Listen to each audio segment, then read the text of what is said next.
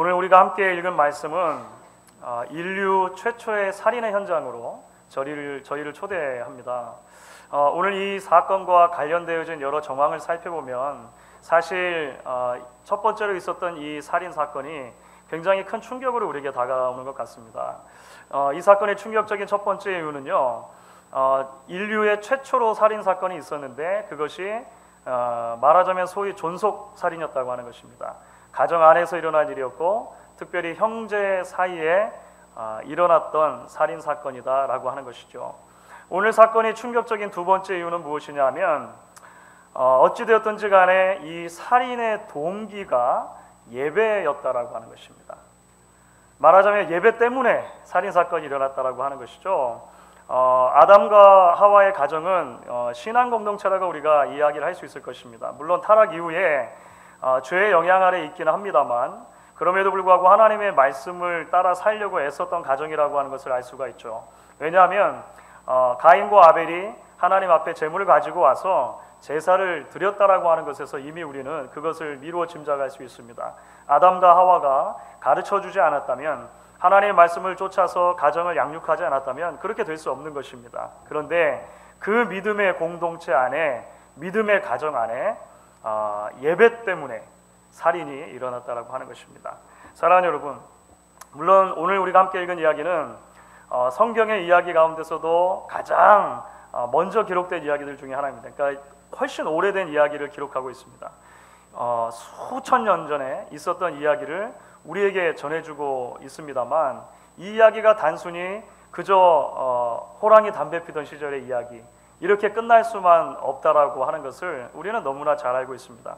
왜냐하면 하나님의 말씀은 오늘 바로 이 시대에 소위 신앙을 가지고 살아간다라고 하는 저와 여러분에게 주시는 말씀이기 때문에 그렇다라고 하는 것이죠. 우리가 조금만 마음을 열고 귀를 기울여서 듣게 되면 이제 이 말씀을 통해서 하나님께서 우리에게 이야기해 주시는 것을 듣게 됩니다. 특별히 예배란 도대체 무엇인가, 신앙이란 도대체 무엇인가, 은혜란 무엇인가, 이러한 진리들에 대해서 오늘 말씀이 여전히 우리에게 가르쳐주고 있다라고 하는 것이죠. 그렇다면 우리는 오늘 말씀을 어떻게 우리에게 주시는 진리의 말씀을 깨닫고 그것을 적용할 수가 있겠습니까? 저는 크게 두 가지로 우리가 함께 오늘 말씀을 통해서 좀 살펴볼 수 있기를 원합니다. 오늘 말씀을 통해서 우리가 발견하게 되는 첫 번째 진리는 다름이 아니라 예배는 삶의 연속이어야 한다라고 하는 것입니다. 예배는 삶의 연속이어야 한다. 말씀드린 대로 인류 최초의 이제 살인이 일어나게 되는데요. 예배 때문에 일어납니다. 가인과 아벨 모두가 하나님 앞에 각각 제물을 가지고 와서 그 제물로 제사를 드린 것입니다. 예배를 드렸다라고 하는 것이죠. 그런데 우리가 잘 아는 것처럼 하나님께서 아벨의 제물은 받으셨는데 가인의 제물은 받지 않으셨다, 이렇게 기록을 합니다. 성경에는 연락하셨다, 연락하지 않으셨다, 이렇게 기록이 되어 있잖아요.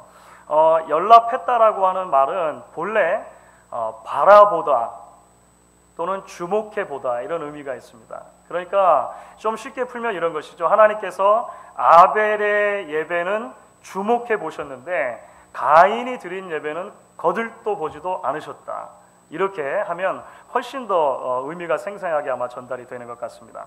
그렇죠, 여러분. 하나님께서 주목해 주시는 예배가 있는가 하면 하나님께서 거들떠 보지도 않는 예배가 있을 수 있다라고 하는 것입니다. 영어 격언에 반짝이는 모든 것이 다 금이 아니다, 이런 말 있지 않습니까? 마찬가지로 예배는 분명 하나님께서 기뻐하시는 것이 맞고 예배는 하나님께서 하나님의 백성들에게 명령하신 것이 맞음에도 불구하고 하나님께서 모든 예배를 동일하게 보지는 않으신다라고 하는 것이죠. 예배를 받으시는 예배가 있고 주목해 주시는 예배가 있고 거들떠 보지도 않는 예배가 있다라고 하는 것입니다. 기껏 하나님 앞에 나와서 예배했는데 하나님께서 받지 않으신다면, 하나님께서 우리 예배를 사실 거들떠 보지도 않으신다면 얼마나 안타까운 일이겠느냐라고 하는 것입니다. 자, 그렇다면 하나님께서 아벨의 제사를 받으시고 가인의 제사를 받지 않으신 이유가 무엇일까요? 분명한 것은 단순하게 제물의 종류 때문만은 아닌 것 같습니다. 그러니까 혹자는 그렇게 설명을 합니다. 전통적으로 그렇게 설명하는 경향들이 좀 있었는데요. 가인이 가지고 온 제물은 곡식이고 아벨이 가지고 온 제물은 양인데 양이 곡식보다 그 자체적으로 더 훌륭한 제물이라는 것입니다. 특별히 양이 피를 흘려서 드리는 제사이기 때문에 더 하나님께서 기뻐 보신다, 이렇게 해석하는 경향들이 주로 있었는데요. 사실은 그렇지 않습니다. 사실 그렇지 않아요. 그러니까 율법에서도 제사의 종류가 여러 가지가 있는 것입니다. 짐승으로 잡아서 드리는 번제나 화목제 같은 제사가 있고요. 율법에서 말하는 바 곡식으로 드릴 수 있는 제사가 있어요. 그걸 소제라고 합니다. 소제. 그러니까 어떤 제물의 종류를 따라 드렸는가, 그것은 큰 문제가 아니라고 하는 것이죠. 사실 하나님께서 아벨의 제사를 받으시고 가인의 제사를 받지 않으신 이유는요, 그들의 제사에 드러난 그들의 삶의 질 때문이라고 하는 것을 우리가 좀 기억할 필요가 있습니다. 무슨 말이냐면요, 그들의 제사는, 그들의 예배는 그들이 평소에 하나님과 어떤 관계를 맺고 있었는가, 하나님 앞에서 어떻게 살았었는가를 여실히 보여주는 그런 일이었다라고 하는 것입니다. 오늘 말씀 가운데 그래서 조금만 우리가 주목해서 보면은요, 4절 후반부 그리고 5절 전반부에서 이렇게 말하고 있는 것을 보게 됩니다. 제가 읽겠습니다. 여호와께서 아벨과 그 제물은 연락하셨으나 가인과 그 제물은 연락하지 아니하신지라. 그러니까 조금 더 우리가 가까이 성경을 읽으면 이런 것이죠. 하나님께서 주목해 보신 것은 아벨의 제물뿐만이 아니라 아벨 자신이었다라고 하는 것입니다. 하나님께서 거들떠 보지도 않으신 것은 가인의 제물뿐만이 아니라 가인 자신을 거들떠 보지도 않으셨다라고 우리는 그렇게 이해할 수 있는 것입니다. 사랑하는 여러분, 오늘 우리가 이 말씀을 통해 먼저 기억해야 할 것은 사실 단순하지만 굉장히 중요한 신앙의 원리라고 하는 것입니다. 그것은 우리가 하나님께 드리는 예배는 우리가 매일의 삶 속에서 하나님과 어떤 관계를 맺고 있느냐, 필연적으로 연결되어 있을 수밖에 없다라고 하는 것입니다.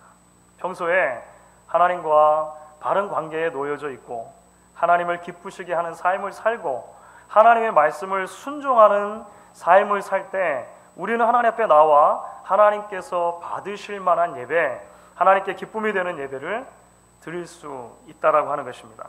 한 주간 동안 하나님과 전혀 상관없이 살다가 하나님을 두려워하지도 않고 그래서 마음대로 말하고 마음대로 생각하고 마음대로 행동하며 살다가 그저 주일에 나와 겨우 이렇게 앉아있는 것만으로 하나님께 온전한 예배를 우리가 드릴 수 없다라고 하는 것이 성경의 한결같은 증언이라고 하는 것이죠.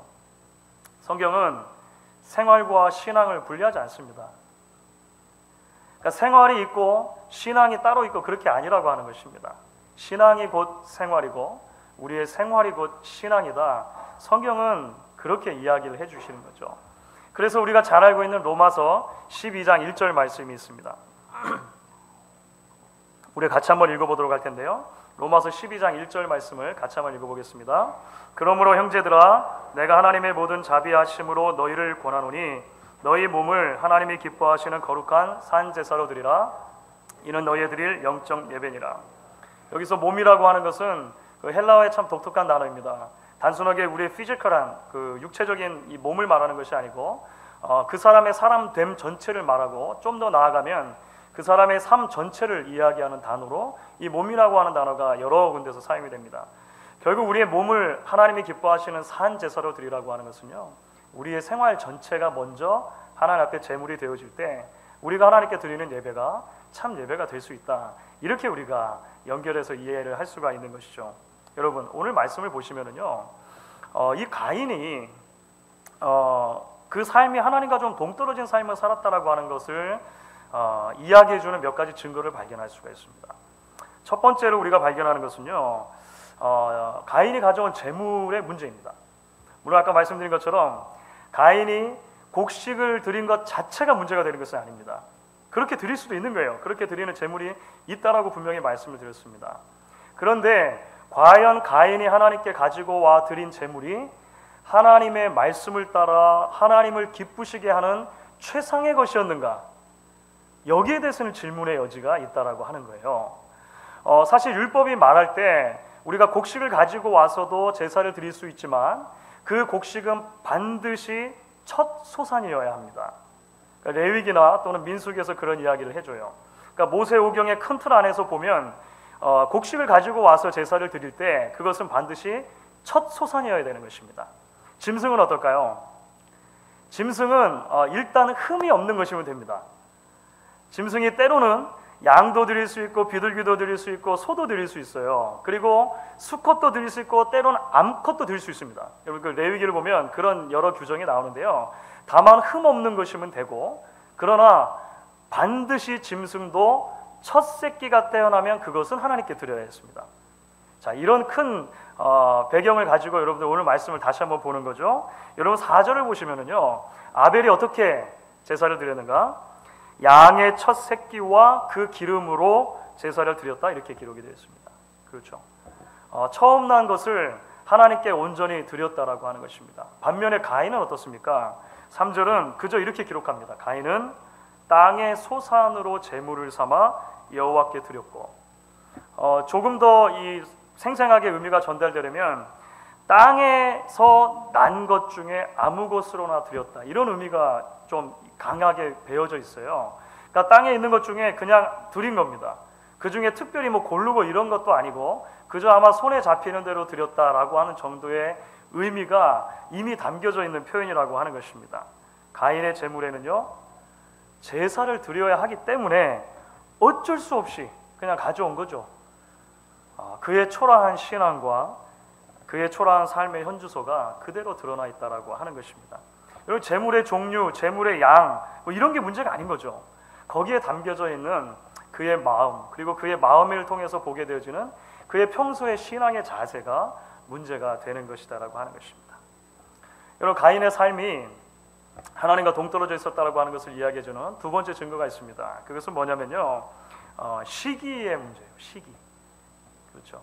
그리고 그 시기에서 시작이 된 분노의 문제입니다. 하나님께서 가인의 제사를 받지 않으셨을 때, 만약에 하나님께 조금이라도 민감한 사람이었다면요, 사실 정신이 번쩍 들었을 것입니다. 우리는 되게 그렇지 않으십니까? 조그만 사고를 당하더라도 우리가 조금만 그것을 신앙적인 각도에서, 그러니까 옆에서 그렇게 바라보시면 안 돼요. 스스로는 그렇게 바라봐야 되는 겁니다.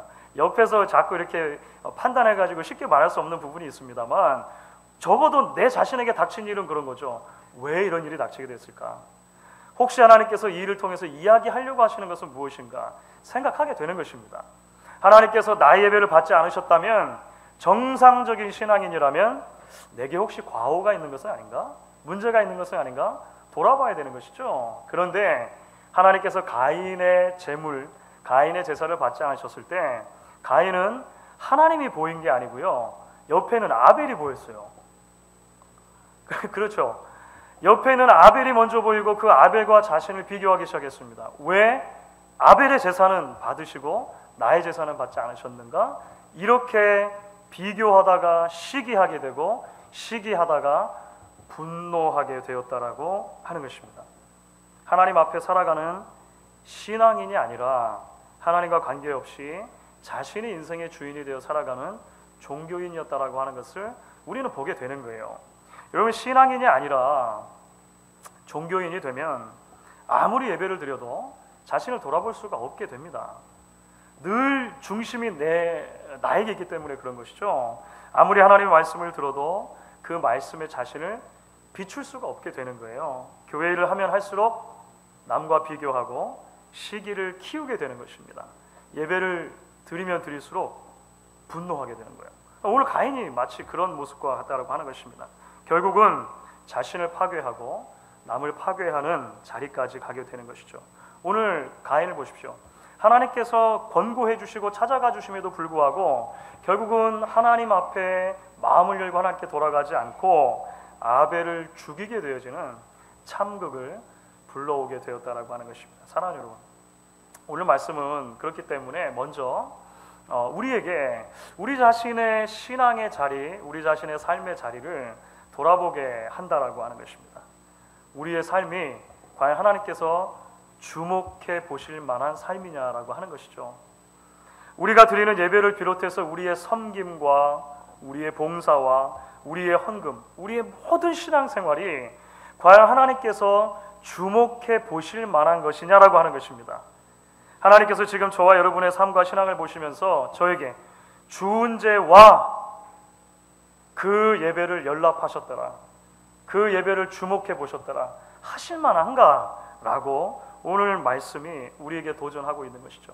사실 우리가 오늘 말씀을 쭉 읽어가다 보면 한편으로는 아벨과 나 자신을 자꾸 동질화시키려고 하는 그런 그 유혹을 받게 돼요. 그런데 말씀을 계속 더 읽어가다 보면은요, 이게 웬일입니까?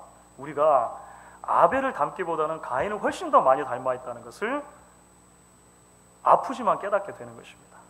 짝으로는 번드르르한 것처럼 보이는데 우리의 내면을 들여다보면 초라하기 그지없는 신앙과 빈약하기 짝이 없는 헌신이 자리 잡고 있다는 것을 우리가 오늘 말씀을 통해 비춰보게 되는 것입니다. 가인처럼 별 생각 없이 매주 주일이 닥치니까 정성스럽지 못한 모습으로 예배하는 날이 얼마나 많았습니까? 시기와 질투의 문제는 어떻습니까? 수십 년을 교회를 다녀도 날마다 같은 문제에 우리가 넘어지지 않습니까?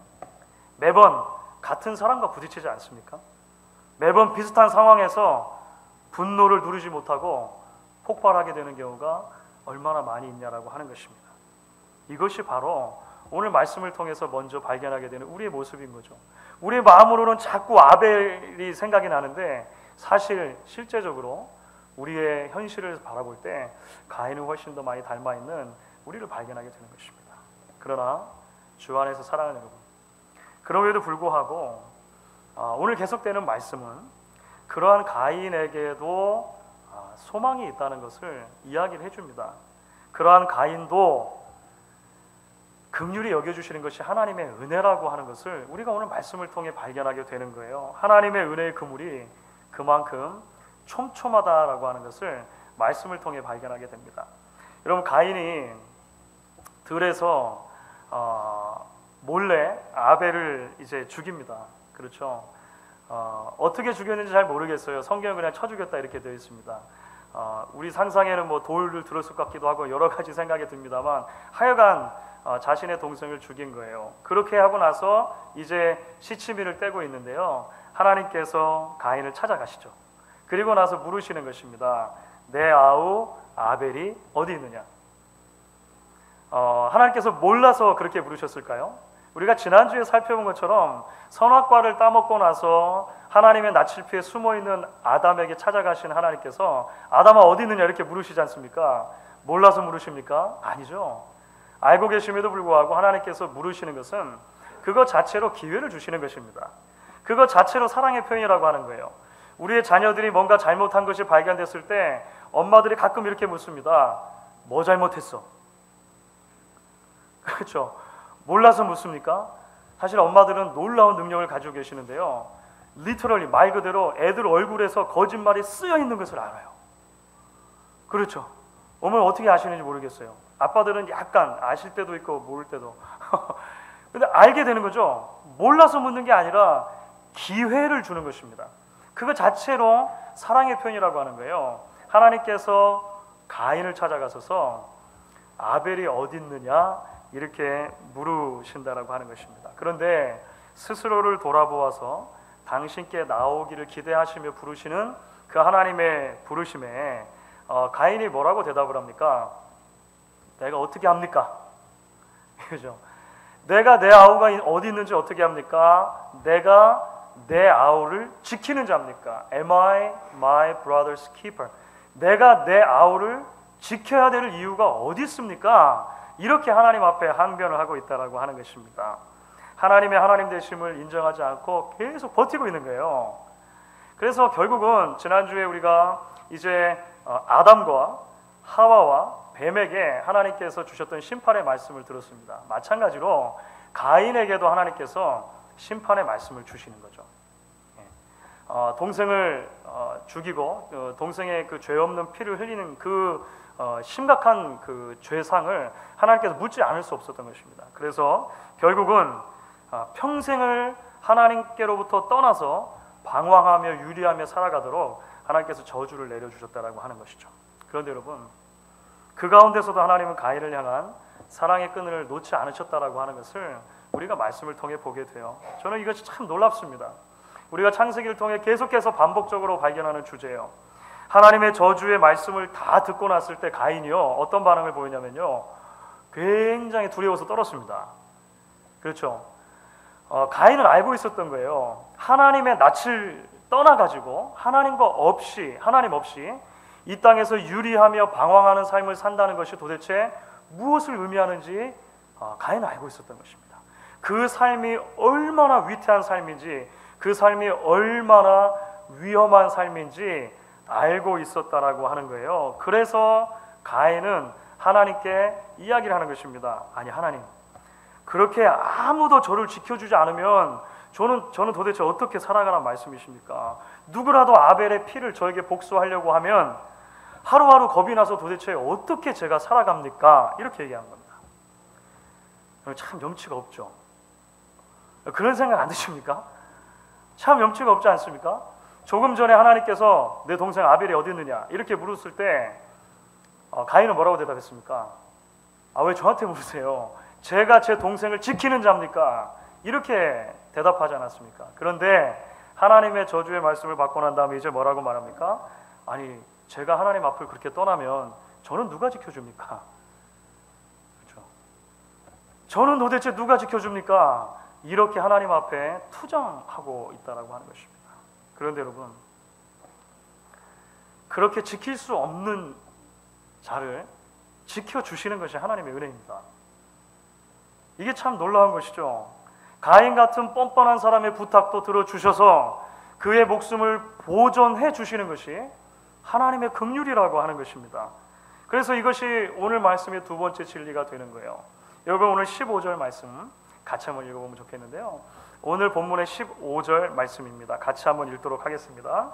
여호와께서 그에게 이르시되 그렇지 않다. 가인을 죽이는 자는 벌을 7배나 받으리라 하시고 가인에게 표를 주사 만나는 누구에든지 죽임을 면케하시니라. 가인에게 주셨던 표가 무슨 표인지는 알 수가 없습니다. 그렇죠? 어떤 표를 주셨는지, 표식을 몸에 새겨 주셨는지, 증을 끊어 주셨는지 우리는 알 수 없어요. 한 가지 분명한 것이 있습니다. 그 한 가지 분명한 것은 무엇이냐면 그 표는 가인이 어디를 가든지, 가인이 어떤 위험한 상황을 만나든지, 가인이 누구를 만나든지 그를 지킬 만한 충분한 능력이 있는 표라고 하는 것입니다. 이게 놀라운 것이죠. 사랑하는 여러분, 모두가 포기해도, 모두가 죽이려고 해도 하나님께서 그렇지 않다 하시면 소망이 있는 거예요. 하나님께서 그렇지 않다 하시면 아직 끝난 것이 아닙니다. 여러분들 그 사실을 믿으십니까? 하나님께서 가인에게도 그렇지 않다 말씀해 주시는 거죠.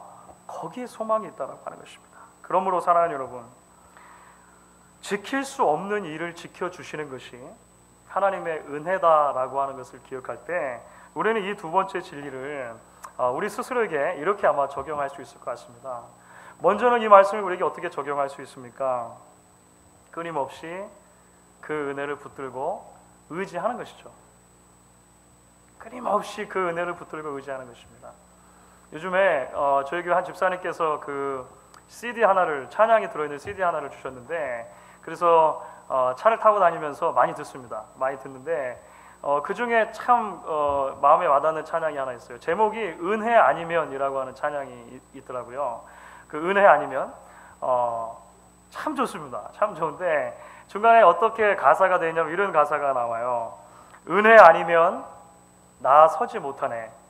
십자가의 그 사랑 능력 아니면 나 서지 못하네. 나의 능력과 의지가 아닌 오직 주님의 그 뜻 안에서 의로운 자라 내게 말씀하셨네. 완전한 주의 은혜로.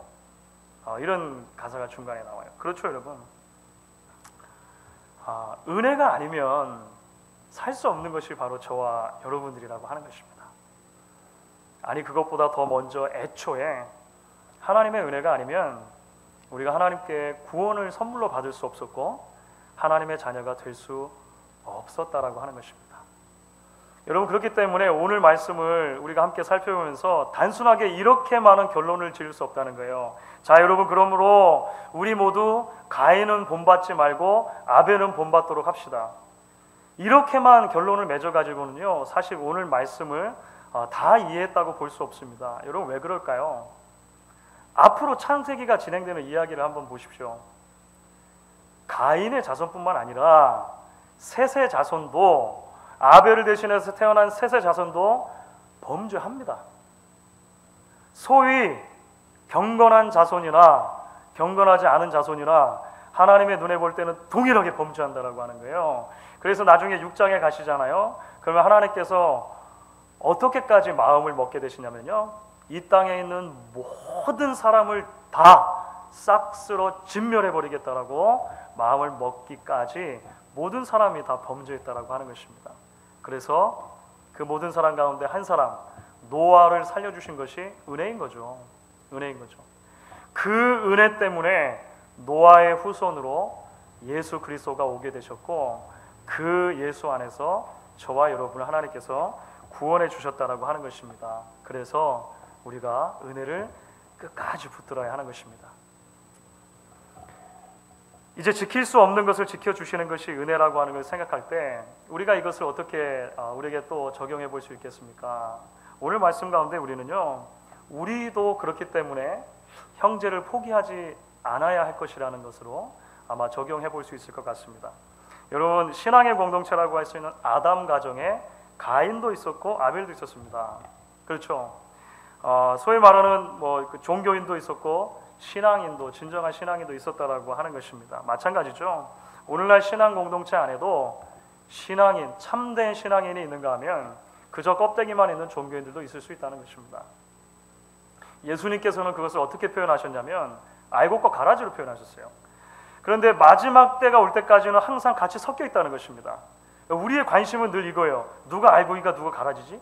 이렇게 되지 않습니까? 그런데요, 사실 큰 틀 안에서 놓고 보면요, 우리는 때로 알곡도 될 수 있고 내가 가라지도 될 수 있는 사람들인 거예요.